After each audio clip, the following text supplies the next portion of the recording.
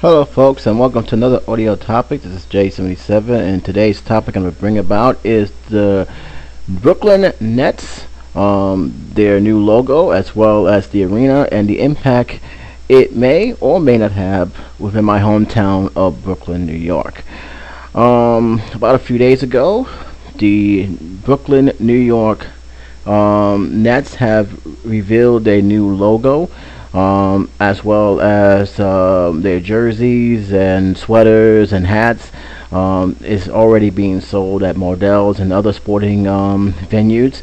And the overall impression that I have gotten by the logo, as well as just the overall vibe, is pretty mixed, not just by me, but by the people who live around the neighborhood, including my uncle and aunt, who by most say is anything but thrilled that they are actually just a few blocks away from their house. I'm going to get to all that. I'm going to touch into all of those and why they're upset about this situation. But before then, I might as well just touch on the logo. My overall feeling with the logo is okay. I it's going to take some time for me to grow into it. I don't think it's a bad logo at all. I think it's kind of interesting how it seems to capture an old fashion style from the 40s and 50s. It really does feel old-fashioned, perhaps maybe too old-fashioned, because it is, for me at least, it doesn't spark out excitement. It really don't. But I will say the design itself with the basketball and the B on the basketball, and the fact that they're acknowledging that they are a New York team, even though they named themselves the Brooklyn Nets, is something of that I can live with. It's not the worst logo, but it's definitely not one I might consider the best. The best one is actually the one during the Jason Kidd era. I actually kind of like that logo, and I was actually hoping to keep it, just put Brooklyn on the side. But obviously that was not to be, and so they decided to change the logo completely to the one that represents Brooklyn the most. Overall, though, I will say it's not the worst. I think the worst is still, in my own opinion, was the New Jersey map along with the Nets name on it. I never really liked that logo at all. They never really used it in a jerseys, but that logo always seemed to bother me. They didn't change it over to a basketball with the Nets name on it, which was not great, but it was better than what they previously had. And they eventually, when Jason Kidd came to town and other players came here, they completely changed their look, which I have to say was a great look, and I still rather prefer to have that look, if anything, because I actually liked it. Their logo was classic. I liked it, the fact that the Nets triangular with the basketball ring around it, with the basketball being placed on it. It was actually a pretty good logo. I actually enjoyed seeing that logo. It was the first time I should say they got it right. The New York logo, when it was playing at Nassau Coliseum, it was okay. It wasn't great, but it was alright. At least it represented New York. But overall, this one, it's gonna take me some time. It really will take me some time. It's not terrible. It's just that when I look at it, I said they could have put some more color into it. They could have put some more flair into it. But that's just me. I don't know how the jersey is gonna reflect the logo, but overall, it's okay. It's decent. It's respectable, and it does bring an identity to Brooklyn, which I can respect. Overall, the overall buzz and feelings around my old neighborhood is not very good. You'd be surprised. A lot of people think that everybody's on board with the team moving into Brooklyn. I can tell you that that's not the case, and that's because of the fact there's a lot of people. Real estate is going to go up. A lot of prices is going to go up, and you already have seen it with the big battle with Hooters trying to move into the neighborhood, which a lot of family and parents do not want. The traffic around that area, and I should know, I used to live down there. I used to live in Dean Street, between 4th and 5th, and after you pass Pacific Street, you head to Atlanta Avenue and Flatbush Avenue. Crossing that street is an absolute nightmare. And my uncle had, along with a lot of people who was against the building of that arena, really lobbied hard for years to make sure that arena does not get built. One of the main reason is the traffic, but another main reason is that, and this is something that has been an ongoing debate amongst taxpayers as well as the politician, is that there's this thing that if you build an arena, it's going to create thousands of jobs, it's going to create thousands of employment, and for many cases it does create some jobs, but other time it doesn't create full-time jobs. Most of the people going to be working in that arena, it's going to be pretty much either part-time work or temporary work. You have to be pretty much higher up to get a full-time vineyard. As for construction, they're pretty much going to be solid because that's just phase one of the project. Ragnar has other projects around that area. He bought a lot of property there, and for what I understand, and this is my uncle's big gripe, is that it's going to take 2027, 2028. It's going to take a good 20, 30 years before the whole thing is finally complete. He may not be around before the thing is complete, and that's the whole thing that his beef about. Not because he may not be around when it's finished, but because it's going to create a traffic nightmare. And a lot of that has to do with the fact that in the last 2 years, the traffic controls of New York has actually rerouted traffic around the area. Some for the good, some for the bad. And however, just because they rerouted for the traffic doesn't make it better. There in many cases around Atlanta Avenue it got worse, because there used to be a time where you can actually either go to the left side of Atlantic Avenue heading downtown Brooklyn, or the right side of Brooklyn, Atlantic Avenue, heading to East New York or even Queens. Now they cut that in half. We have to make additional turns, which can be a pain in the rear end, especially if you're a driver. They completely cut off one sector, which I'm actually glad they did, because one sector had to a two-way street. Then you had another sector with no lights heading right towards the collision course to that two-way street. But in any case, they actually shortened the length of some streets area. They widened it in others. And all, they add that with the mall, the Brooklyn Academy of Music, and with the giant condominium, which used to be the great Williamsburg Clock Tower. A lot of stuff is definitely being improved, being put up there, and as they keep building, the traffic's just going to get worse and worse. And it's only so much they can do to cut the traffic in half before finally saying, hey, when it's getting worse and worse, and that's the major problem. Another thing my uncle had brought up to me, and I do have, and this is a legitimate point, is that the city is so hell-bent in having Ragnar create all these projects, all these new buildings, but they're not checking the environmental impact, which there's still an ongoing battle with that, about the the studies of how this is going to impact the traffic flow as well as the environment, as with people living around that arena. Because the arena is actually not in a commercial area; it's actually in a residential area.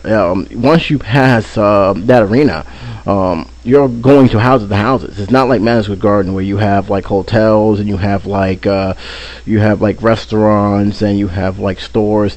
No, this is in smack dead center in the residential area, and the reason for that is because you have the Atlantic Terminal. You have the Atlantic Terminal Mall, which is right across from there, along with restaurants and everything else. They're worried about that because, like I said, once that arena is built, the traffic is going to get 2 times as worse.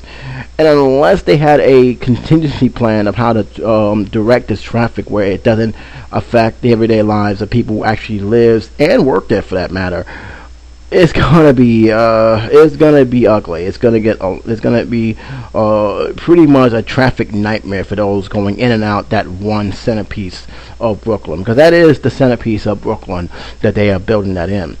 Um, Overall, as for my feeling of New Jersey moving back to New York, moving into my old stomping ground, I don't particularly have too much of a problem with it, honestly. I would have put it somewhere where there is absolutely, you can start fresh, built the traffic from there. But I see what Ragnar's trying to do. It's obvious why he put it there. It's in the center of it all. You got downtown Brooklyn, which is now known as the Fulton Street Mall. You got the Metro Tech area. You have the Atlantic Terminal Mall. He wants to put it where there's going to be humongous traffic. You have almost every train, the 4, 5, the 6, the N, the R, the D, the Q, all meeting in that one area, that which is Atlantic Avenue, Pacific Street.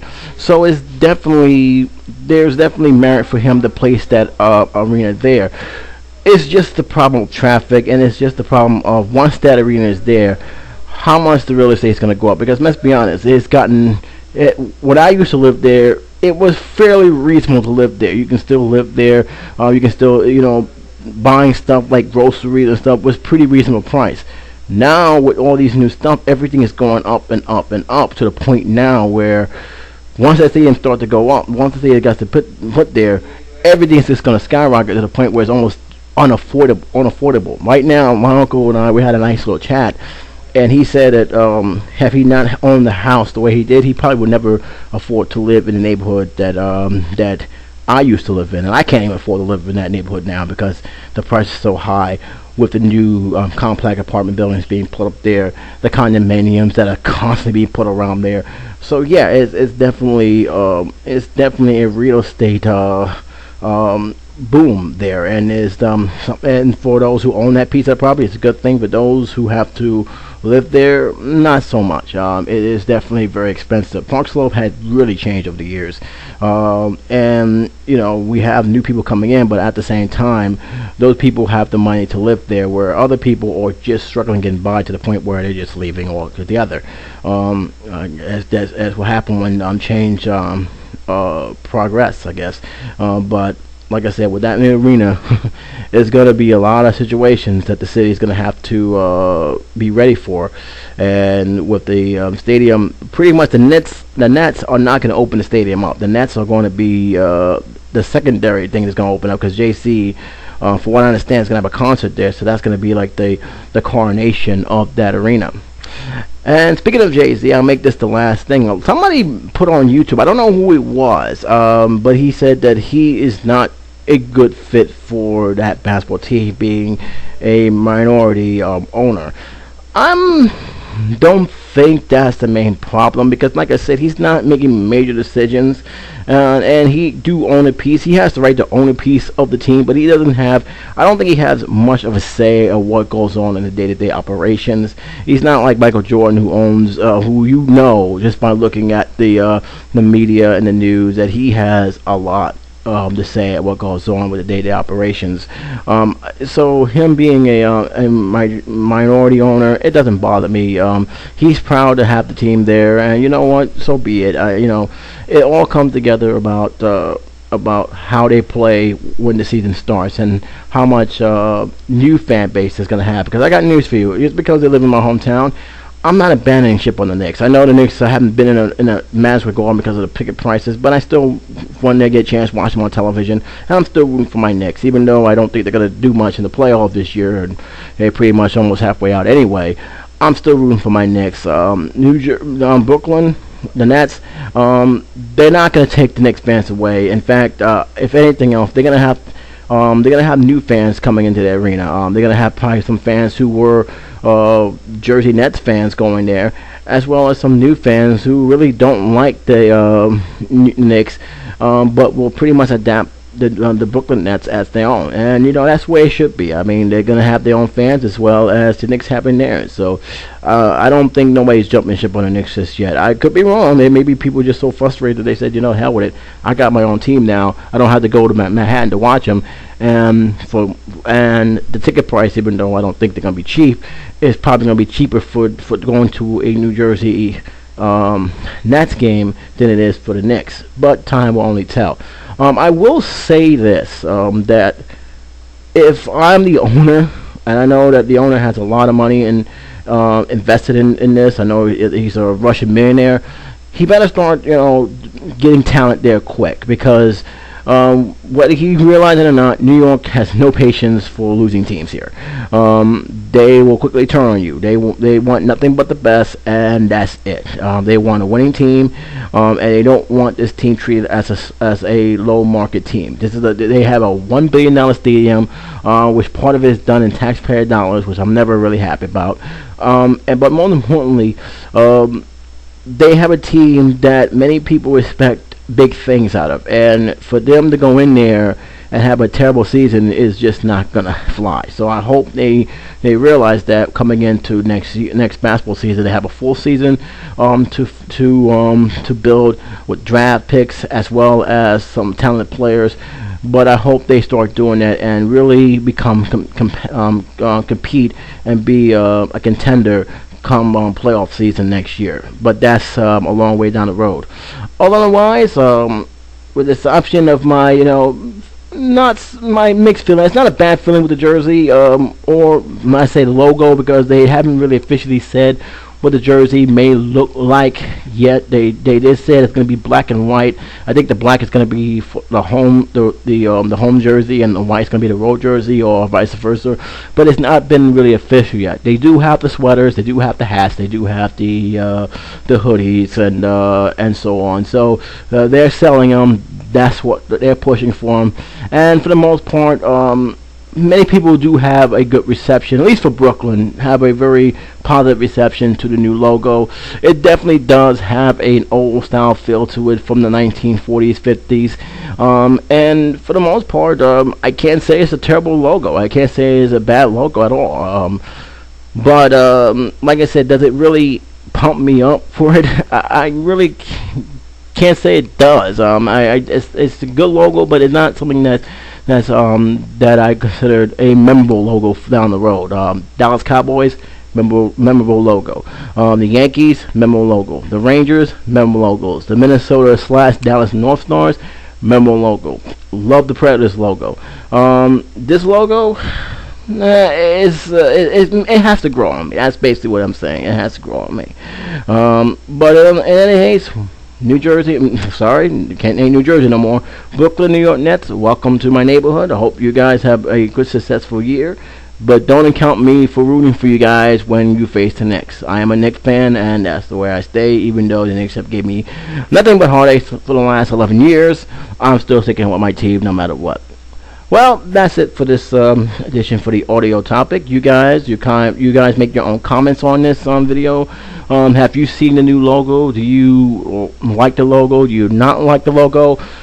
And most importantly, what is your favorite sports logo? It can be from any sports. And what is your least favorite logo? I'm just curious of what you guys think about that. But until then, this is J77 saying you guys take care and be safe.